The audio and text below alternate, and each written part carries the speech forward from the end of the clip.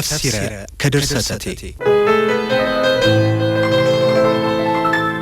دراسي ديراس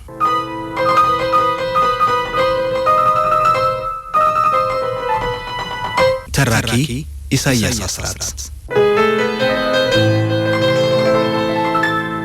ستاتي كتسنيا ياج أجر وغوچنا متأطفوچ يتوسد تفسير كدرستي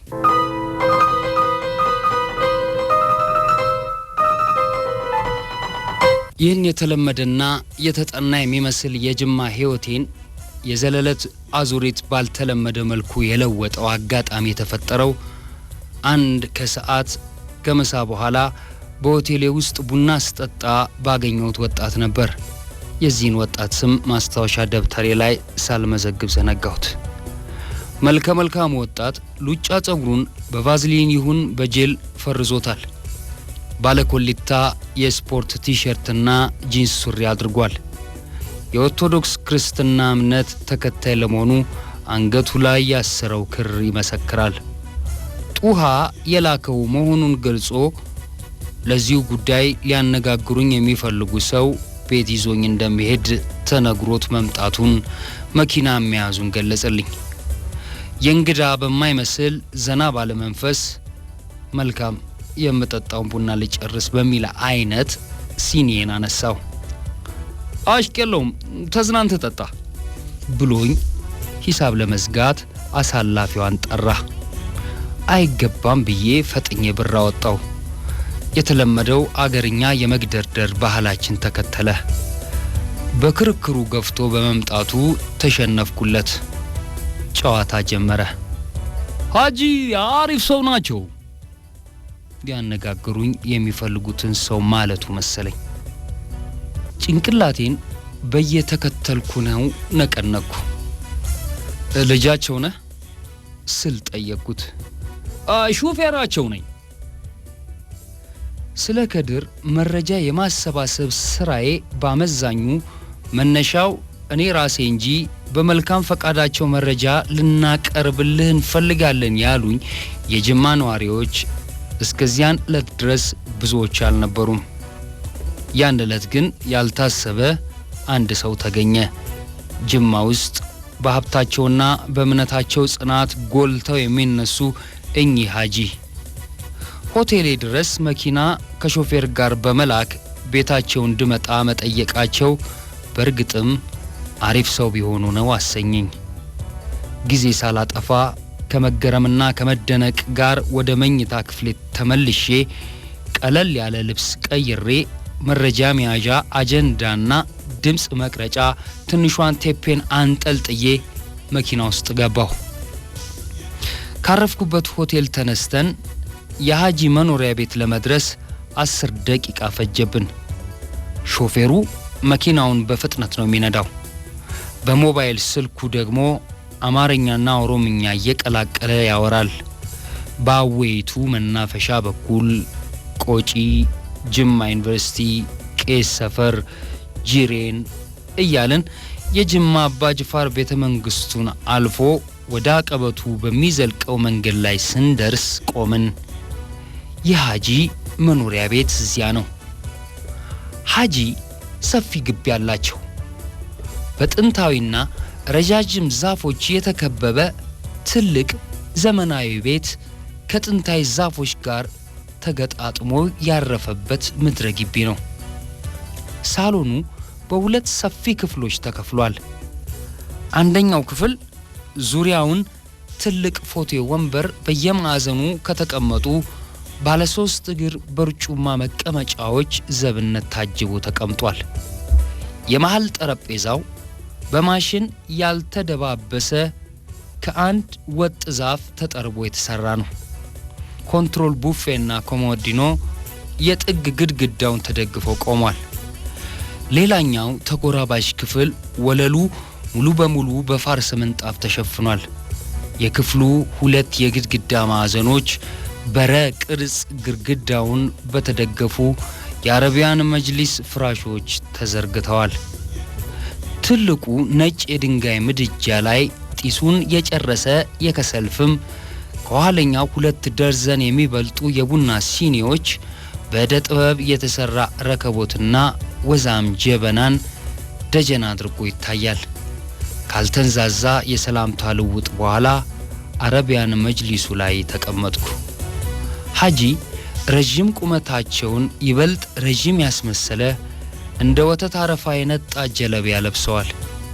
አናታቸውን በመከዳ ቢሸፍኑም ግንባራቸው ላይ ያረፈው ሱጁድ የወረዱበት ጥቁረት የሙስሊምነታቸውን ጥንካሬ ይመሰክራል። እድሜያቸው ወደ 75 ይጠጋል።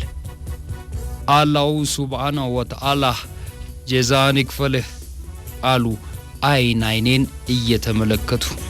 ሙገሳ ባልተለየው ንግግራቸው የጀመርኩት ጥናት ትልቅ ዲናዊ ወይንም ሃይማኖታዊ ገድል መሆኑን ገልጸው ሲያበቁ እውነተኛ መሆንን እንደሚያስፈልግ በምሳሌ አዋስተው ነገሩኝ።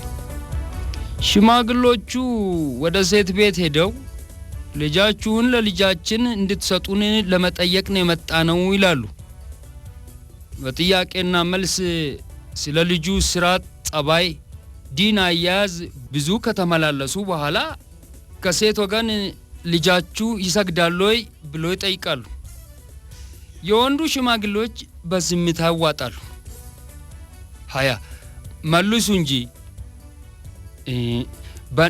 በነፍስ ኋላ የምንጠየቅበት በመሆኑ ተቸገርን ይላሉ ከወንድ ወገን። እንዴት ብሏቸው መቼም መስጊድ ሲገባ እናውቃለን፣ ግን ደግሞ ሰግዶ ይውጣ ታጥቦ ይውጣ ወይንም ተጸዳድቶ ይውጣ በሐቅ ለመናገር ይቸግረናል ሲሉ መለሱ። አየህ ምስክርነት እንደዚህ ነው። መስጊድ ስለገባ ይሰግዳል ማለት የለብህም። ከድርም አላህ ነፍሱን የጀነት ያድርጋትና የታየውን አላህ ያስመለከተውን ስለተናገረ ለዲኑ ሳይሆን ለአብዮተኝነቱ የሞተና የተገደለ አድርገው የሚናገሩ አሉ። ከዚህም አልፎ በምላሱ ሐራም የሚናገር በእጆቹ ሐራም ይሰራ የነበረ እብድ መሆኑን አላህን ሳይፈሩ የሚናገሩም ሞልተዋል። ሐቂቃውን ግን አላህን ሱብሓነሁ ወተዓላ አንጎልና አንደበቱን የከፈተለት ዓሊም ነበር። ስተቴ የተባለውም እንኳን ነፍስያን ድንጋይን አልፎ የሚገባ አስተማሪ ስለነበር ነው። ሐጂው ከድርና ቤተሰቦቹን ከቡና ንግዱ ጀምሮ በቅርበት የሚያውቋቸው መሆኑን አልሸሸጉኝም። ከድር ሰተቴ ንግዱን የተወው አእምሮው ተቃውሶ ወይም ምቀኛ መድኃኒት አድርጎበት ሳይሆን ከእምነቱ ጽናት የተነሳ መሆኑን የኖረበት ብቻ ሳይሆን የወደፊትንም ጭምር በግጥሞቹ ይተነብይ እንደነበር ሐጂው ሲያጫውቱኝ የነበረው በእርጋታና ፍጹም እርግጠኝነት በተላበሰ መንፈስ ነበር። ታዲያ ደርግ ለምን ገደለው? ደርግ እኮ ልብሱ እንጂ የወታደር ነፍሱ የንጉስ ነው። ከርሱ በቀር ማንም እንዲገን አይፈልግም። የትንፋሽ ፋታ ወስደው ወጋቸውን ቀጠሉ። ደርጉ እንዲሰብኩለት ህዝብን ወደ ራሱ እንዲያገቡለት ጠይቋቸው እሺ ባለማለታቸው የተነሳ አስሮና አሰቃይቶ ስለገደላቸው አንድ የጉራጌ የእምነት አባትና ወልይ የአብሬት ሼህ ታሪክን አወጉኝ። ከድር ሰተቴም ለሞት ያበቃው በተመሳሳይ መልኩ ነው። ደርግ ልክ በወቅቱ ስለ እርሱ ቅዱስነት ህዝብን እንዲሰብኩለት ጠይቋቸው የተባበሩትን እንደማረ ያልተባበሩትን ደግሞ አስሮ አሰቃይቶና አፍኖ እንደገደለ ሁሉ የከድር እንቢተኝነትም በሞት ተቋጨ። ዲኔን አልለቅም ሐሰት አልናገርም በማለቱ እንደ ትላልቆቹ ዓሊሞች እንደ አብሬት ሼህ ለዲኑ ሲል የሞት ጽዋ መጎንጨቱን ሐጂ ሲያወጉኝ ከድምጻቸው መሰባበር በተጨማሪ አይኖቻቸውም በእንባጉም ተጋርደው ነበር። አላህን ሱብሓነሁ ወተዓላ ነፍስያውን የጀነት ያድርግለት። በዚያ ክፉ የጨለማ ወቅት በመንዙማዎቹ ይታወቅ የነበረው የወሎ ሼክ የመካ ዚያራ ጉዞውን ለማስፈቀድ ሲል አቡነ ጴጥሮስ በሚገኘው በደርግ ሬዲዮ ጣቢያ ቀርቦ ድቤውን ድም እያደረገ በመንዙማው ያፈሰሰውን ግጥም አስታወሱኝ። አላህ ያ ማውላ አላህ ያ መውላ ጉቦ የሚበላ አቆርቋዡ ሁላ ይመታ በቁድራው ዱላ። አላህ ያ መውላ አላህ ያ መውላ አቆርቋዡ ሁላ ጉቦ የሚበላ ይያያዝ ይመታ በቁድራው ዱላ። የዚያን ዘመን ክፋት በብዙ ቃላትና አረፍተ ነገሮች እያነሳን ተጨዋወትን። ሰራተኛዋ የፈላ ቡናውን አቅርባ ጀባ ካለች በኋላ ሐጂ ዱዓ ሲያደርጉ ቡክሯን በፍሙ ላይ በመጨመር ክፍሉን መልካም መዓዛ ባለው ጢስ ሞላችው። ቡናው ተቀዳና ታደለ። በሐጂ ምስክርነት ከድር ለዲኑ የተፈጠረ በጣም ፈጣን አእምሮ ያለውና አንደበተ ርቱዕ የነበረ ሰው ነው። በመልካም ቃላቱና ስንኞቹ ቀየውን ኳኩሎ የሚያሳይ ነበር። በዚያ ጊዜ ዱዓው ራሱ የተለየ ስለመሆኑ ይነገራል። ወደ ማህበረሰቡ ዘልቆ የገባውም በጸሎትና ዱዓ ላይ ይወረውራቸው በነበሩ መንዙማዊ ግጥሞቹ እንደነበር፣ የተቀባይነቱ መሰረትም እሱ እንደነበር ነው የሚገልጹት። አይዷ ከማንም የተለየ ነበር አሉ ሐጂ በህሊናቸው ጓዳ የሚመላለሰውን ያንን ሁኔታ ሲገልጹ።